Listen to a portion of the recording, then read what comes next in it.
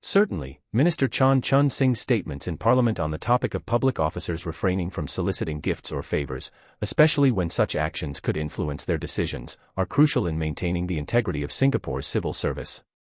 This is particularly pertinent in light of recent events involving allegations of impropriety.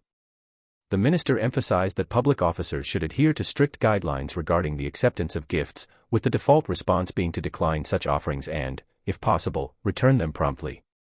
If returning the gift is not feasible, the officer is expected to declare it, and if they wish to retain it, they must pay for it themselves. There's also a provision for retaining gifts worth less than 50 Singapore dollars without payment, as long as it doesn't compromise the integrity of the civil service. However, the minister cautioned against exploiting this provision by repeatedly accepting gifts just below the threshold.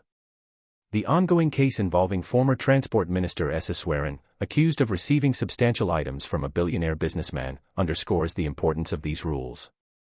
Such instances prompt a critical examination of existing protocols and their enforcement. Minister Chan's remarks also address the need for a balanced approach in reviewing and refining the rules governing public officers' conduct. While the aim is to prevent misconduct, knee-jerk reactions that result in overly burdensome regulations should be avoided. Instead, any updates to the system should be informed by a thorough understanding of the case's specifics and the broader context.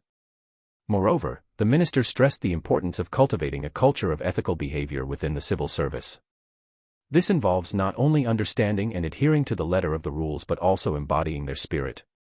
Training and reinforcement of these principles are integral, with comprehensive programs in place to educate officers at all levels. The minister's acknowledgement of cultural nuances in business interactions, especially in international contexts, demonstrates an awareness of the complexities public officers may face.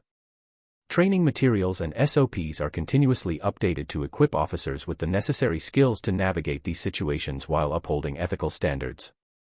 Crucially, Minister Chan emphasized the distinction between public service and private sector practices.